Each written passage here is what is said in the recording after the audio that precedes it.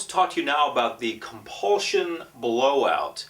Have you ever noticed that some people have compulsions to do certain things? Some people have, for example, a compulsion to answer email first thing in the morning, and that takes them away from whatever they were going to do, and they focus on that, and that's all they're focused on, to the exclusion of other things that they would or could or should be focusing on, things that they might have done that day, but they didn't because they got so wrapped up in this. So rather than focusing on it for 30 minutes, then doing something else, then perhaps coming back to it later on, that's not what happened. What happened was they got so focused on it that they stayed there, and it took all of their energy and time, and really turned out to be a huge time waster. So that's what compulsions can do, but compulsions can come in other forms also.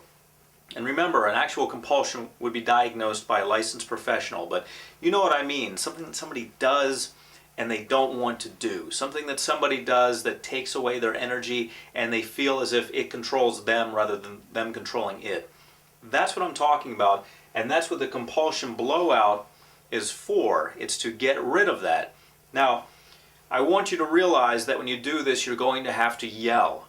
You're going to have to get the patient very excited. You're going to have to get them on board with this. So you're going to have to yell, or you're going to have to get their energy up. So very rarely in NLP will you need to yell. But when you do, you need to make sure that those people in your office, around the adjacent offices, your receptionist, etc., make sure they know what you're going to do. I remember when I first had my office in Beverly Hills, I was in a chiropractor's office. That didn't last long because I was working with professional baseball players and doing compulsion blowouts and other techniques, and I was yelling, and it just wasn't working out very well for the chiropractor's office.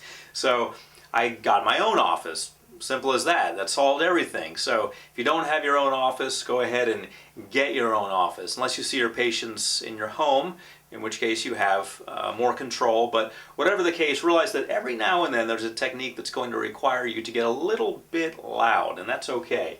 The compulsion blowout is one of those techniques. The reason is you want to elevate the energy of the person. We've been speaking about energy. Well, here you want to really elevate it to the point where it's just blowing out. It's just too much. It's excessive.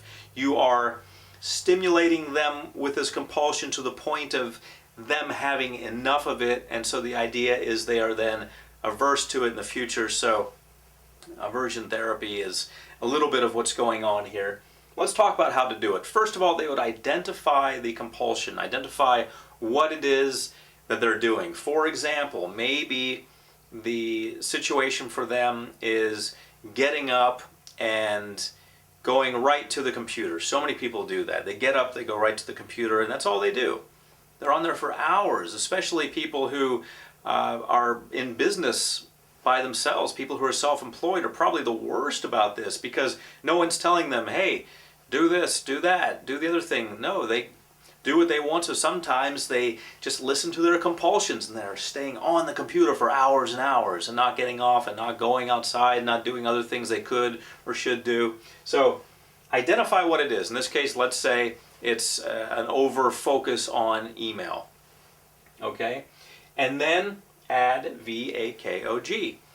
So let's say that we have a client who is overly focused on email. I'm not just talking about answering email and taking care of what needs to be done. I'm talking about sitting on there for hours when it shouldn't be happening because this person has other things to do and these emails don't really need to be attended to all in one big block like that every day. They can be broken up, or this can be delegated or something along those lines. So you ask them where that is for them, that compulsion. Where is it? Where is it in their body? Once you find it, let's say it's here, just as an example, hypothetically. You give it a color, ask if it's hot or cold, get as much information as you can about it. Ask them if it makes any sound, there's a taste to it, there's a smell to it. Ask them everything about it. Make it very real for them. And pay attention to what they're saying about it, because in a moment what you're going to do is step 3, which is intensify with an exclamation mark intensify everything. Let's say the compulsion is that they're answering emails excessively, just sitting and sitting and sitting on that computer. That's the compulsion. The location is here. The color is red. It is hot. And let's say it sounds like a siren. Okay?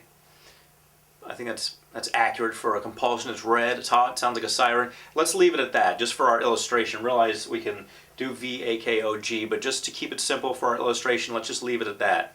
Okay, so we have it right here. Let's say it's round, like a ball.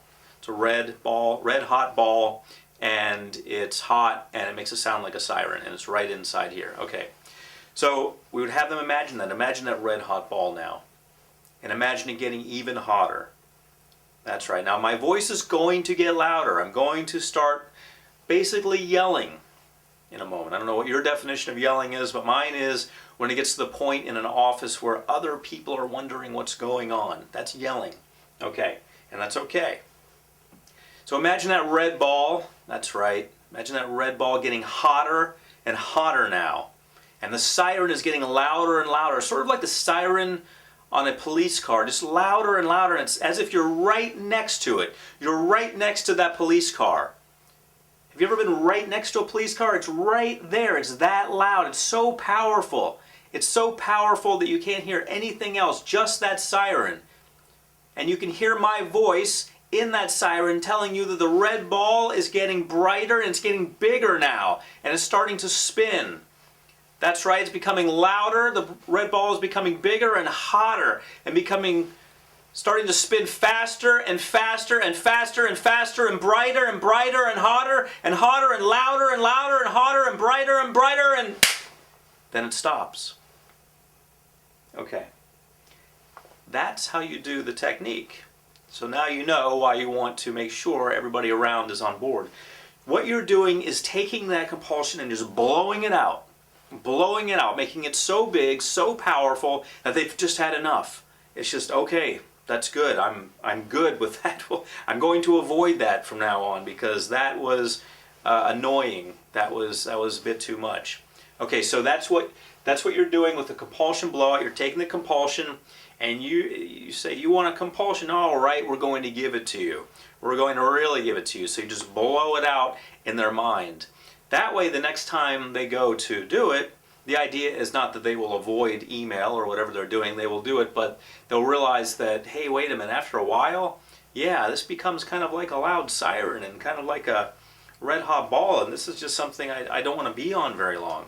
It's amazing how well this technique works.